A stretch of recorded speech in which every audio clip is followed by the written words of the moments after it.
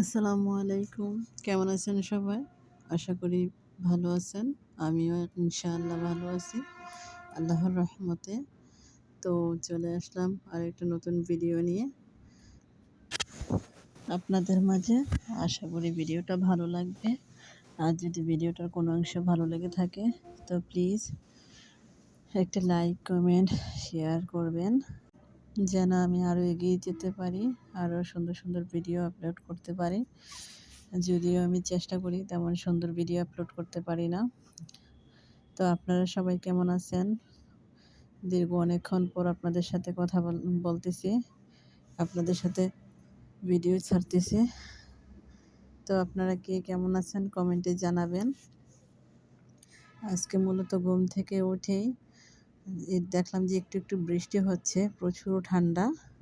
তো একটু লেট করে উঠলাম ঘুম থেকে। ওঠার পর হাঁস মুরগিগুলো ছাড়লাম। হাঁস মুরগি ছাড়ার পর একটু নাস্তা বানাবো। তো কী বানাবো ভাবতেছি, যেহেতু প্রচুর আলসেমি লাগতেছে, অনেক ঠান্ডা লাগতেছে। তো গত পরশুদিন যখন বাড়িতে গেছিলাম তখন শাশুড়ি মা পিঠা বানিয়ে দিছিল। তো এগুলো একটু গরম করে নিলাম, তারপর নাস্তা করতেছি। তো নাস্তা শেষ করার পর চলে এলাম কিচেনে রান্না করার জন্য। তো এগুলো হচ্ছে কলি শাক।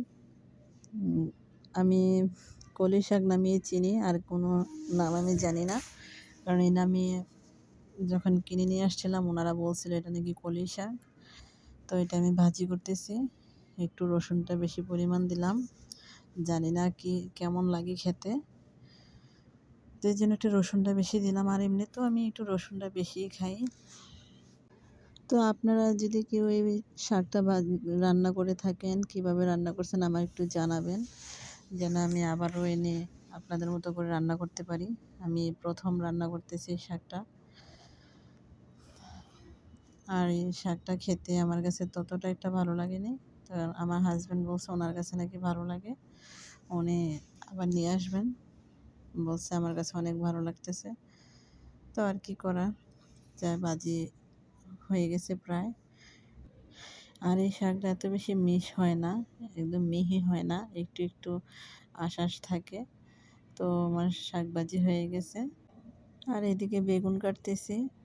তো বেগুন কাটতে এসে মনটা খারাপ হয়ে গেল, কারণ 1 কেজি বেগুন নিয়ে আসছিলাম, প্রায় বেগুনে পোকা পড়ছে। তো আমি 2টা-3টা বেগুন ভালো পাইছি। তো বেগুনগুলো আমি একটু চিকন চিকন করে কাটতেছি, যেহেতু এটা গুঁড়া মাছ দিয়ে মাখা করব। তো সেজন্য আমি বেগুনগুলা কেটে নিচ্ছি। তো এই পর্যায়ে একটা কথা বলে রাখি, আমার আপু যারা আমার ভিডিও দেখেন বা লাইক কমেন্ট করেন, সুন্দর সুন্দর কমেন্ট করেন, অসংখ্য ধন্যবাদ আপনাদেরকে। কারণ আপনাদের ভালোবাসায় আমি এ পর্যন্ত ভিডিও ছাড়তেছি।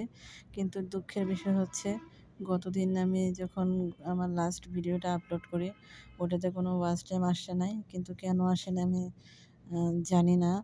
আমার সাবস্ক্রাইব কেটে নিচ্ছে, ইভেন আমার ওয়াচ টাইম কেটে নিচ্ছে। আমি তো এত কিছু বুঝিও না, জানিও না, কোনো সমস্যা হয়েছে কিনা তাও জানি না। যাই হোক, আপনারা আমার ভিডিওটা স্কিপ করে দেখবেন না। আমি যদি কারো ভিডিও না দেখি তো এমনিতেই দেখি না, কিন্তু স্ক্রিপ্ট করে দেখার প্রয়োজন মনে করি না। স্ক্রিপ্ট করে দেখা আর না দেখা দুটাই সমান।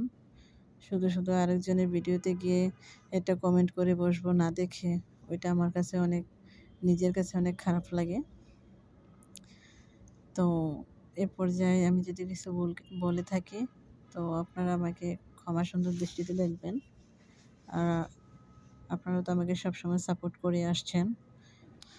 আর কথা বলতে বলতে রান্নার প্রায় শেষ পর্যায়ে চলে আসছে। ভিডিও নিয়ে তেমন কোনো কথা হয় নাই। তো আমি এই যে বেগুনগুলো চিকন চিকন করে কেটে সব মশলা যা যা আছে সবগুলা দিয়ে দিলাম। তো আমার ভিডিও করা আমি জানি এত পারদর্শী এখনো হয়ে ওঠে নাই। ইনশাআল্লাহ আস্তে আস্তে হয়ে যাবে। আর আজকের ভিডিও এই পর্যন্তই। সবাই ভালো থাকবেন, সুস্থ থাকবেন। আল্লাহ হাফেজ। আসসালামু আলাইকুম।